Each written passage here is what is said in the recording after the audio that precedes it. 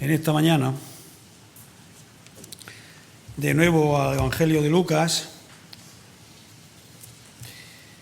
donde el Señor ya va acercándose a Jerusalén, al encuentro con la cruz, y en esta ocasión vamos a leer en el capítulo 19, del 1 al 10, donde ya nos dicen los traductores en negrilla arriba, Jesús y Zaqueo, una historia más que conocida por todos, que solo recoge Lucas, también solamente recoge Lucas, y el Señor viene de encontrarse con este joven rico que le pregunta que cómo puede alcanzar la vida eterna y cómo el desarrollo del Señor, ¿verdad? Le dice todo lo que tenía que hacer y él pues presenta esas credenciales de todo lo que ha hecho, y el Señor pues le dice que venda todo lo que tiene, los días a los pobres, y el Señor conoce el corazón de cada uno de nosotros, y este hombre se fue triste porque era mucho lo que tenía y no podía renunciar a aquel, y el Señor pues vemos la lección que aprendemos en él. Luego el Señor anuncia su muerte. Entonces esto viene del capítulo 18, y cómo acercándose a Jericó encuentra a este ciego que dando voces, hijo de David, ten misericordia de mí, y cómo el Señor pues por su fe hacer que recobre la vista. Y ya entrando en la ciudad de Jericó es cuando tiene este encuentro que vamos a leer con este Zaqueo, hombre prominente en la ciudad, y dice así la palabra del Señor. Que habiendo entrado Jesús en Jericó, iba pasando por la ciudad, y sucedió que un varón llamado Zaqueo, que era jefe de los publicanos y rico, y otras versiones dicen muy rico, procuraba ver quién era Jesús, pero no podía a causa de la multitud, pues era pequeño de estatura. Y corriendo delante subió a un árbol sicómoro para verle, porque había de pasar por allí. Cuando Jesús llegó a aquel lugar, mirando hacia arriba, le vio y le dijo: Zaqueo, date prisa. Y como otras traducciones dice, date mucha prisa. Desciende, porque hoy es necesario que pose yo en tu casa. Entonces él descendió a prisa y le recibió gozoso. Al ver esto, todos murmuraban diciendo que había entrado a posar con un hombre pecador. Entonces Zaqueo, puesto en pie, dijo al Señor: He aquí, Señor, la mitad de mis bienes doy a los pobres, y si en algo he defraudado a alguno, se lo devuelvo cuadruplicado.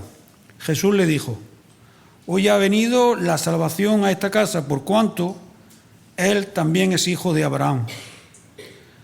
Porque el Hijo del Hombre vino a buscar y a salvar lo que se había perdido. El Señor bendiga su palabra en esta mañana.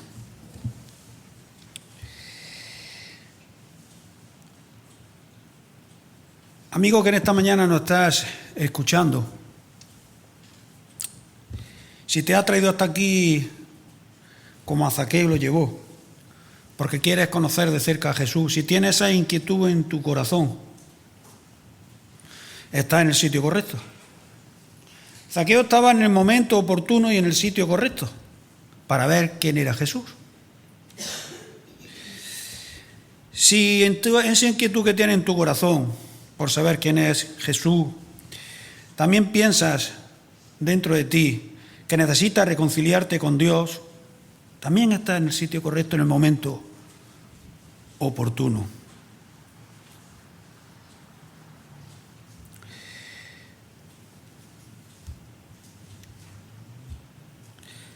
Zaqueo era un hombre, como nos dice aquí, rico, y en otras versiones muy rico. Hemos dicho que solamente Lucas recoge esta narración, y es una descripción de todo aquello que el hombre, cuando está lejos del Señor y tiene esa inquietud en su corazón, puede llegar a hacer, o tiene que llegar a hacer. Pero esta historia se cierra en el versículo 10 con algo que es admirable, como antes nos decía nuestro hermano. Admirable para ti y para mí. Digno de admiración sobre aquel que lo hace. Y es que el Señor dice aquí que el Hijo del Hombre, título que viene de Daniel, ha venido y está buscando y está salvando a todos los que estamos perdidos. Y esto es así. Dios está buscándonos porque, según nos dice Pablo en Romanos, no hay quien busque a Dios. El mundo anda de espalda a Él, y si no fuera por el mensaje que tenemos a través de su palabra y por el Espíritu Santo, nadie estaría buscando al Señor. Pero Él nos está llamando a través de su palabra, nos está buscando a través de su palabra, y a través de ella y mediante la fe en Él nos está salvando. Después de que Adán y Eva desobedecieran al Señor, ¿sabéis que se escondieron de Él?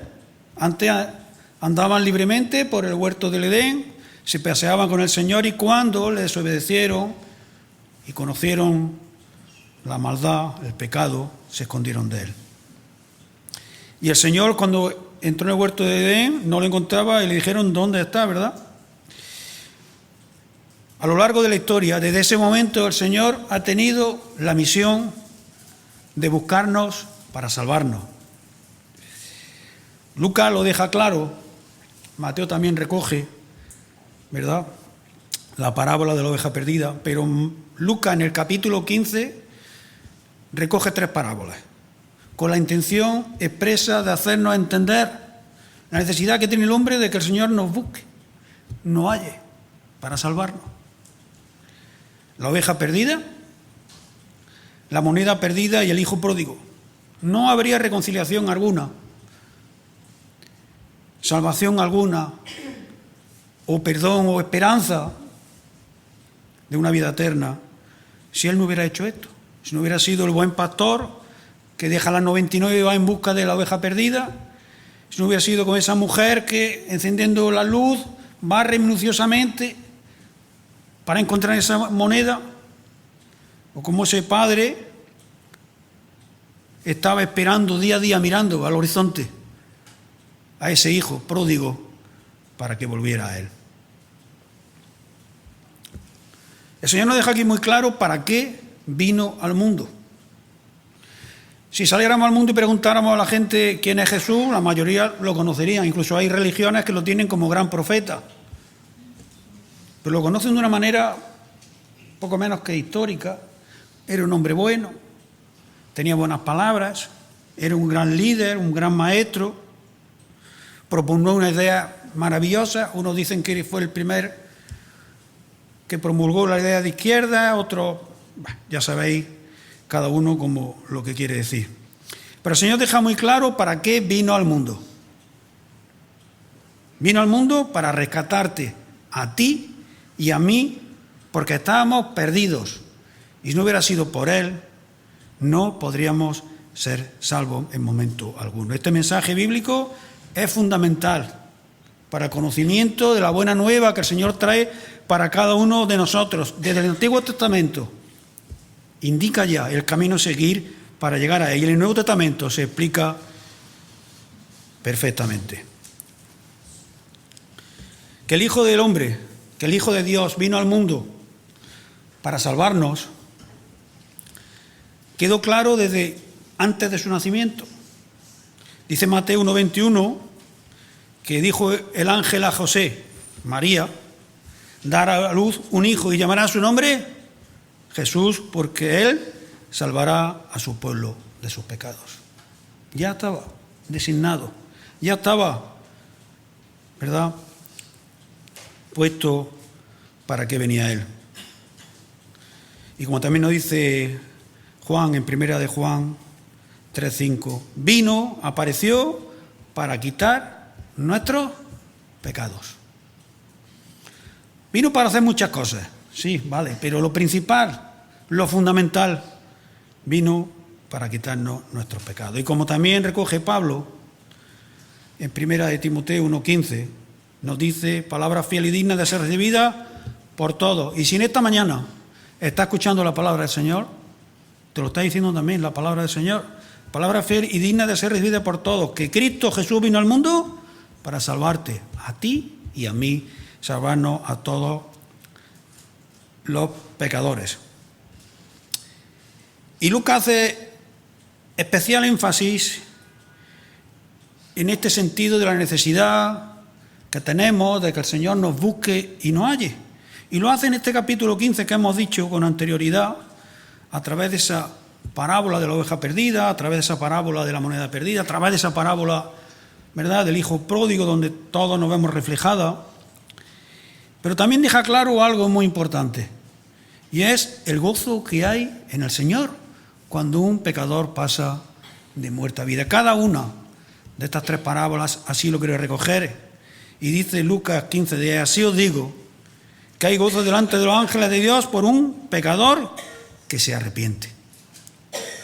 Gozo en el cielo de parte del Señor cuando somos capaces de vislumbrar la necesidad que tenemos de acceder a Él, cuando vemos su luz y pasamos de muerte a vida. El Señor se alegra. Si pudiéramos ir al Antiguo Testamento, hay cientos de pasajes como el Señor se alegra de que vayamos a Él, se alegra de que Él nos hace bien. Dice Jeremías 32:41, me alegraré con ellos haciéndoles bien.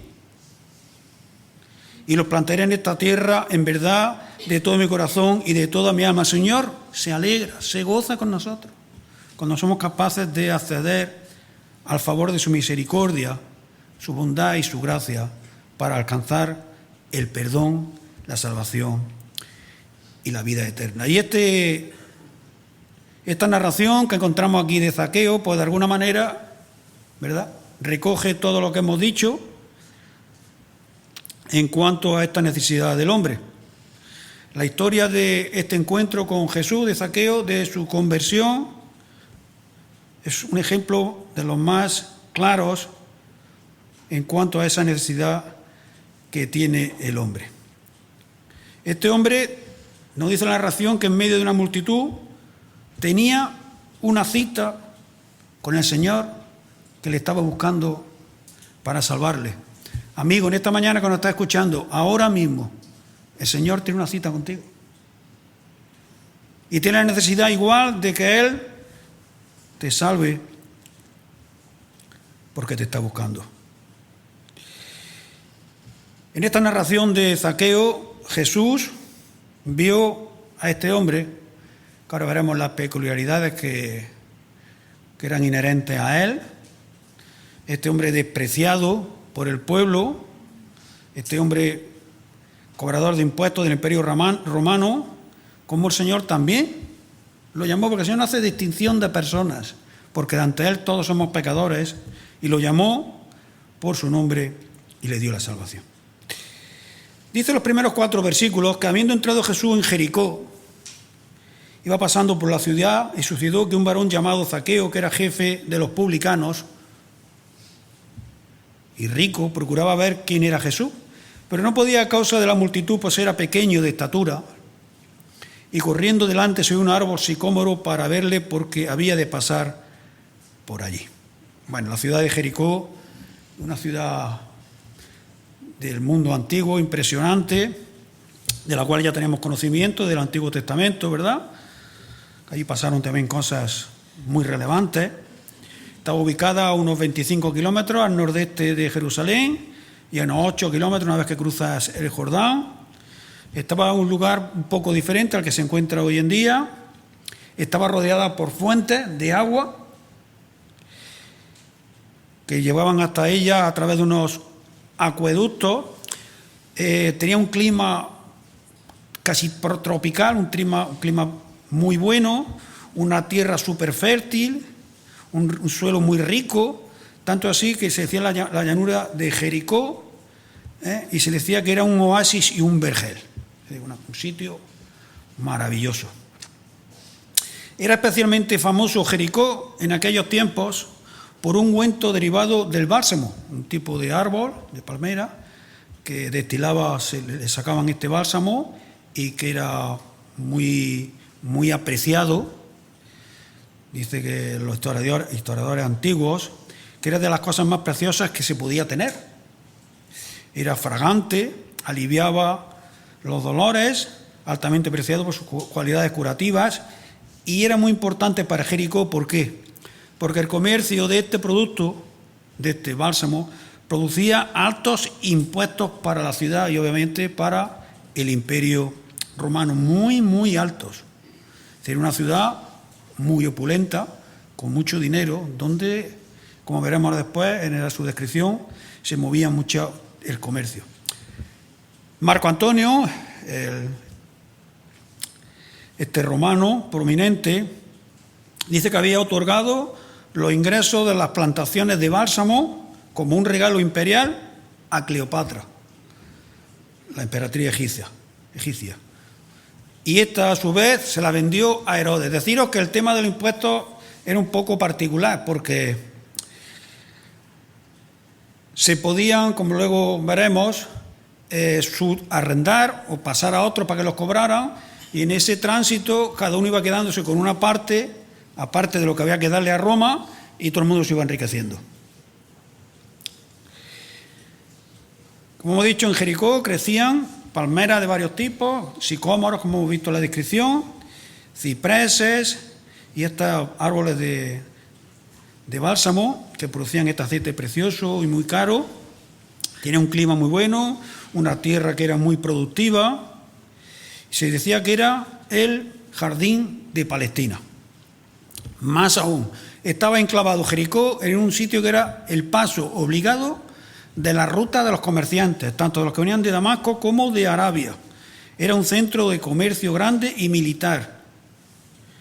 Y también hay que decir que era la última estación para acceder a Jerusalén, que hemos visto que el Señor iba hacia allí. Entonces todos los peregrinos que venían de otras partes, especialmente de Galilea y Perea, tenían que entrar por Jericó.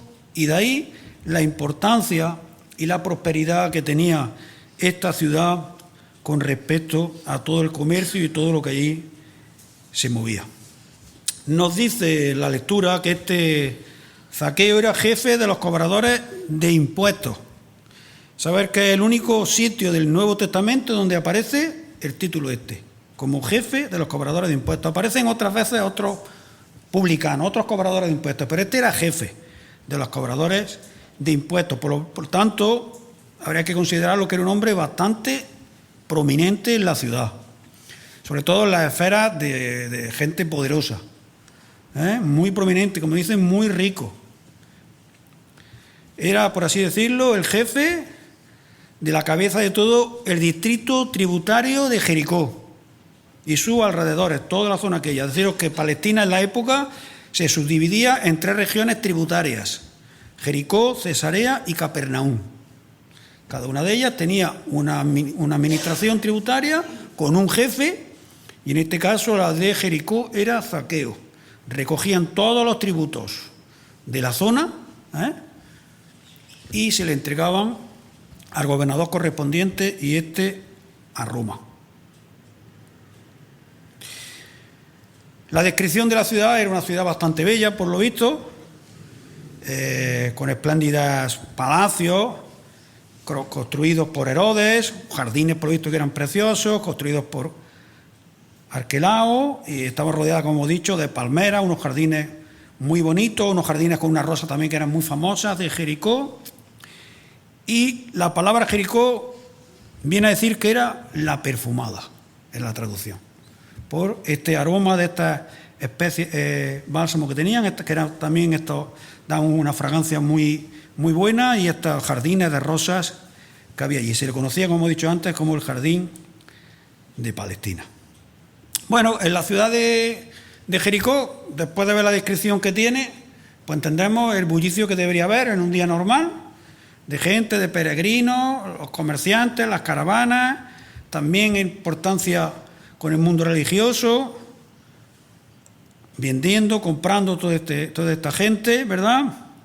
Soldados, cortesanos, publicanos, artesanos. Y hemos dicho que Jericó era la estación central para la recaudación de los impuestos, tanto los propios que se generaban en la ciudad, como los traídos de fuera. Pues si no era poco todo el bullicio que había de normal en esta ciudad, ¿quién se acerca a Jericó? Se acerca a Jericó un tal Jesús, conocido ya bastante por todos, seguido por una gran multitud, hacedor de milagros, alimentador de miles. Entonces una gran multitud que iba a traer también originó este incomprensible tumulto donde este Zaqueo no era capaz de ver por dónde iba a pasar. Lo que no sabía esta multitud, y obviamente mucho menos este Zaqueo, era lo que iba a acontecer allí, lo que el Señor iba a dar a entender a todos los que allí había, porque iba a salvar, según el mundo judío religioso de la época, posiblemente al pecador más notorio de la ciudad, al jefe de la administración de recaudación de los tributos para Roma. Nos dice Barclay, comentarista, que viendo ya quién era Zaqueo, la posición social que tenía y lo poco querido que sería por el pueblo judío, mezclarse de esa manera en ese tumulto en esta época era un acto como poco de valentía. De valentía. Si alguno había estado metido en un tumulto grande, yo lo digo porque yo es que lo sufro, te estresa bastante. Todo el mundo te roza, te golpea y te lleva por un lado para otro, lo pasas mal. Zaqueo no sería muy querido por sus conciudadanos.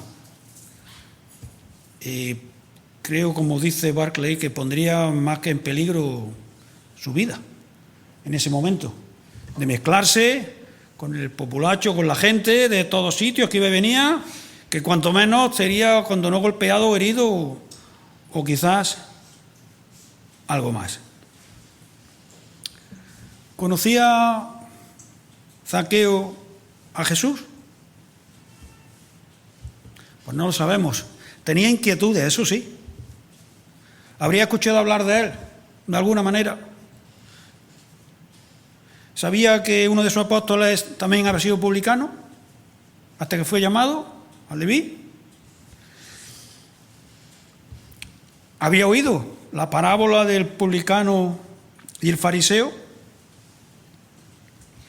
Pues no lo sabemos, pero tenía inquietudes. Quería ver quién era ese Jesús que le seguía a tanta gente.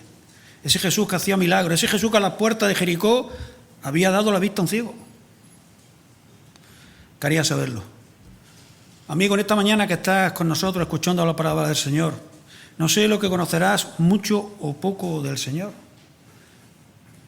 pero en esta mañana te decimos que es el momento oportuno para que hagas como el ciego, que grites, Hijo de David, ten misericordia de mí, o como Zaqueo, que te acerques, aún con las barreras que nos pone este mundo, que seas valiente y te acerques a Él.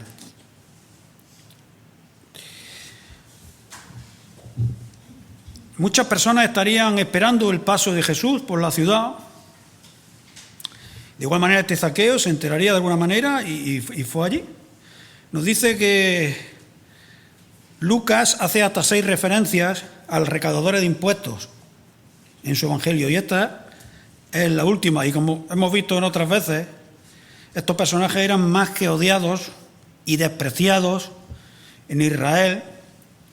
Pero decir una cosa, en ningún momento el Señor dice que ser recaudador de impuestos fuera un delito. Mira lo que nos dice en el mismo Lucas 12, cuando algunos recaudadores arrepentidos de impuestos fueron a preguntarle a Juan el Bautista: Maestro, ¿qué haremos? A la pregunta, con respecto a su forma de ganarse la vida.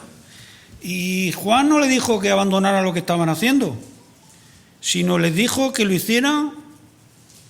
¿Cómo? Dice: no exijáis más de lo que está ordenado. ¿Cuál era el problema de los recaudadores? Que cobraban más de lo que correspondía para quedarse con ellos. A ellos les era obligado entregar un porcentaje fijo, pero todo lo que sacaran de más era para ellos. El mismo Señor Jesucristo tuvo que decirle ¿verdad? En el versículo 13 también, dad a qué, a César qué, lo que es de César, y a Dios lo que es de Dios, cuando le tientan también con las monedas. Mas él mismo también recoge en Mateo 17 que tuvo que pagar impuestos. Lo que el Señor denunció de los cobradores de impuestos era el uso abusivo, ilegítimo, la extorsión, la falta de honradez, cómo le quitaban el dinero a las personas, aún con medios violentos, cómo lo intimidaban, cómo eran crueles con la gente para pedir más de lo obligado. Decir que la época que narra aquí Lucas de Zaqueo, sabemos que el Imperio Romano había invadido por casi todo el mundo conocido, Israel de igual manera, y estar ocupado por una nación extranjera no era solamente que estabas ocupado militarmente, sino que esa nación iba a intentar, como han hecho todas las naciones, todas las grandes potencias a lo largo de la historia cuando ocupan otros sitios, van a intentar estrujarte y sacarte todo lo que tengas. Te van a intentar robar toda la riqueza que tengas. Van a intentar que pagues por todo para enriquecerse. No hay otra cosa. El hombre así de codicioso, y los imperios a través de la historia han hecho siempre lo mismo. Van, invaden cualquier sitio e intentan sacar todo lo que allí hay. Los impuestos de Galilea, ¿verdad? Los impuestos que llegaban a Roma de todos sitios es lo que le hicieron tan grande y tan potente. Se nos dice que los impuestos de de Galilea, por ejemplo, eran remitidos por los recaudadores, como he dicho antes, a los jefes de la administración de recaudación, y estos, por ejemplo, en Galilea era a Herodes Antipas y él a Roma. Y cada vez que pasaba de uno a otro, se quedaban con algo porque, ya decimos, Roma ponía una cantidad fija, para ellos recaudaban de más y iban vendiendo ese derecho de recaudación a otros y cada uno iba cogiendo una parte. Iban vendiendo franquicias de tributación al mejor postor, y esas franquicias eran un negocio muy lucrativo en la época, muy, muy lucrativo. Se pagaba por todo. La tributación que había que hacer al Imperio de Roma era por todo. No pensáis que era un simple impuesto. Tributación urbana, por lo que tuvieras, ¿verdad?, que perteneciera a ti, incluso por los esclavos que tuvieras. Impuestos sobre tu renta, lo que tú ganaras por tu negocio y todo, había que pagar. Sobre la tierra, sobre los cultivos, sobre el transporte, sobre los bienes que se transportaban, sobre las cartas. Mandaba una carta, había que pagar un tributo. Sobre todo lo que se fabricara o se manufacturara, sobre todo había que pagar. Por el uso de los caminos, por el uso de los puentes. Para cruzar un puente había ahí un peaje y había que pagar. Y por casi cualquier cosa que a cualquier recaudador de impuestos se le ocurriera. Sí, tenían al pueblo asfixiado con impuestos para sacar todo lo que pudieran. Y los poderosos de arriba, los gobernantes, pues daban vías libres a esa extorsión, a esa explotación, a esa usura. Y más aún cuando estos publicanos no podías pagarle y ellos mismos se prestaban a prestarte dinero por unos intereses desorbitados y aún más. Así eran estos recaudadores de impuestos que se enriquecían de una manera totalmente ilícita. ¿Qué pasaba con estos recaudadores? Pues claro, que eran vistos por la sociedad de muy mala manera, expulsados del mundo religioso, expulsados de las sinagogas, se los consideraban impuros, separados socialmente, solamente se relacionaban entre ellos y con otra gente que estuviera también bastante marginada de todo esto. Irónicamente, ¿sabéis qué significa el nombre de Zaqueo? Limpio, inocente, puro o justo. Parece que no le venía muy bien para el oficio que había cogido este recaudador de impuestos por el nombre que tenía, ¿verdad? Decimos que no era un recaudador de impuestos de bajo nivel, sino que era muy importante, de los tres más importantes de toda Palestina, jefe de los publicanos, que solamente se menciona aquí, y era muy, muy rico, Este hombre tenía una inquietud en su corazón, estaba insatisfecho seguramente con la vida que llevaba, quería ver quién era ese Jesús que iba a pasar por ahí. Y se esforzó, lo hizo con esfuerzo, que porque podía haber llegado al momento de ver a Jesús y cuando había gentío, cuando había tantísima gente, pues darse la vuelta a irse. No tenía acceso para poder verlo. Pero quiso, ¿verdad?, con determinación. Dice que hizo dos cosas que no eran normal que hiciera un hombre ya de cierta edad, seguramente, Zaqueo, y con esa posición que tenía de muy rico y en la sociedad. Una, correr. Era raro ver correr a un hombre en esa posición, y otra menos todavía subirse a un árbol. No se iba a subir. Pero no tuvo en menos su posición para subirse a ese árbol y esperar allí ver al Señor. La decencia no le habría permitido a un hombre considerado por su posición subir a un árbol, pero la fe que tenía, esa inquietud en el corazón, hizo que venciera aquello que podía ser, ¿verdad?, un impedimento para él. Volviendo a Lucas 15, la parábola del hijo pródigo, cuando este joven, después de haber dilapidado totalmente todo el dinero que el padre le había dado, la parte de su herencia que no le correspondía, porque el padre aún estaba vivo, y estaba apacentando cerdos, y ni aún las algarrobas que comían los cerdos le eran ofrecidas para que él comiera. Dice el versículo 17, y volviendo en sí. Esa frase es fundamental en la parábola. Y esa frase es fundamental también para Zaqueo, que volvió en sí y vio dónde estaba. Y esa frase es fundamental para ti y para mí, para que podamos acercarnos al Señor, que volviendo en sí nos demos cuenta de dónde estamos, que estamos apartados de Él, fuera de Él,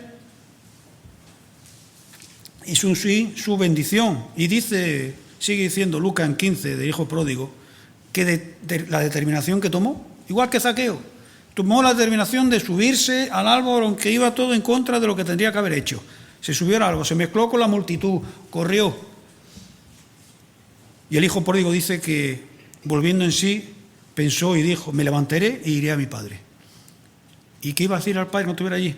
Y le diré a mi padre, he pecado contra el cielo y contra ti. Y eso en esta mañana lo que te estamos pidiendo, amigo, que si está escuchando la palabra del Señor, le diga al Señor, vayas a Él y le pidas perdón.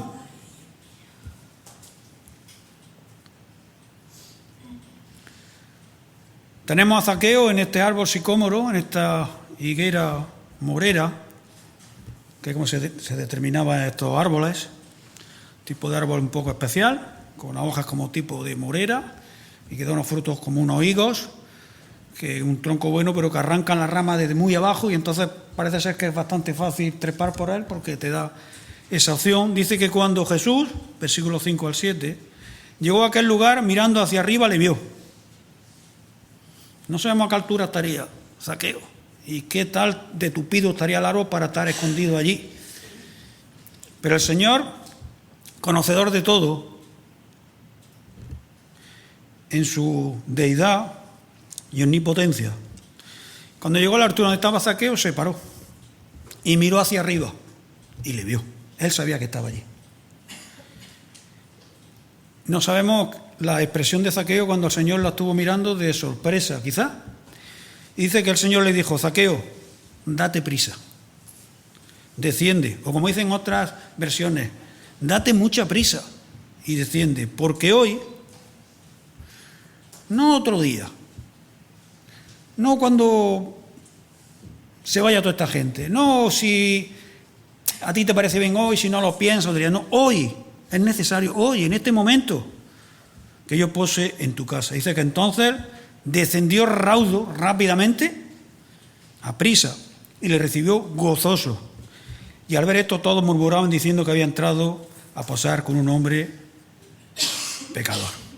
Amigo, en esta mañana te decimos que es necesario, cuando estamos delante del Señor, en este momento que estamos escuchando su palabra, que nos demos prisa, y que sea ahora, cuando tomamos la determinación de ir a Él y posar con Él para poder así alcanzar la salvación y la vida eterna. Date prisa, no lo dejes para otro día, no lo pienses, haz como Zaqueo, haz como el hijo pródigo, vuelve en sí, actúa rápidamente, con determinación.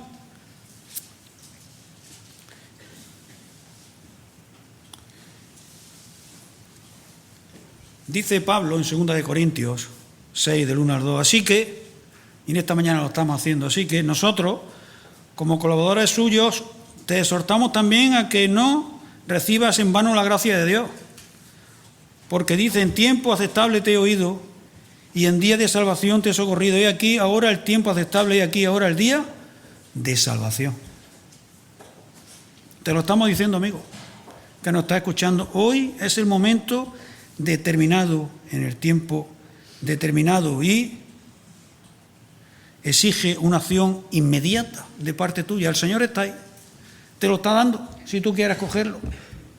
El Señor podría haber mandado a Zaqueo que bajara y Zaqueo quedarse arriba y no haberse movido. Pero Zaqueo raudo bajó porque era necesario que morara en su casa. Era necesario porque a través de esa necesidad que tenemos cada uno de nosotros, que el Señor pone a nuestra disposición, porque tenemos esa necesidad, de verdad, esa necesidad divina de que Él nos perdone para alcanzar la salvación y la vida eterna. Zaqueo lo entendió y aprisa descendió del árbol, y aprisa también dice que se gozó con el Señor y lo recibió en su casa en todo momento. Dice que al ver que Jesús iba a hospedarse en casa de Zaqueo, ¿qué hizo la multitud? La multitud que estaba allí, la multitud que le siguió, la multitud que no entendía lo que estaba pasando. Dice que murmuró diciendo que había entrado a posar en casa, posiblemente, como hemos dicho antes, del hombre visto de alguna manera más pecador de todo Jericó. Pero delante del Señor todos somos pecadores. Mientras nos vamos a los pies de la cruz y pedimos perdón y reconocemos que no somos nada y que solamente a través de la sangre de Cristo podemos acceder a la salvación y a la vida eterna. El pueblo de Jericó y los que acompañaban al Señor desaprobaban la acción del Señor de ir a morar con un publicano, reprobado por todos, y pasar allí con él la noche. No querían. Ningún judío se habría atrevido a hacer lo que el Señor hizo. Ya no digo un maestro, un rabí. Menos aún, porque se iba a contaminar. Pero el Señor le da igual todo. El Señor ha venido aquí para buscar y salvar al que nos habíamos perdido, para darnos salvación. Y con ese fin el Señor va con Zaqueo, diga lo que diga el pueblo y la gente que estaban con él. Dice la lectura 19 del 8 al 10 ya, para terminar. Dice que entonces Zaqueo, puesto en pie, dijo: el Señor, he aquí, Señor, la mitad de mis bienes doy a los pobres, y si en algo he defraudado a alguno, se lo devuelvo cuadruplicado. Jesús le dijo: hoy, de igual manera que veíamos esa necesidad, pues en ese también mismo momento, porque es instantánea la salvación que el Señor nos da, ha venido la salvación a esta casa, por cuanto él, Zaqueo, también es hijo de Abraham, porque el Hijo del Hombre vino a buscar y a salvar lo que se había perdido. Es necesario que el pecador actúe. Y en cuanto actuamos, reconociendo la necesidad que tenemos, el Señor actúa y también inmediatamente y nos convierte en hijos suyos.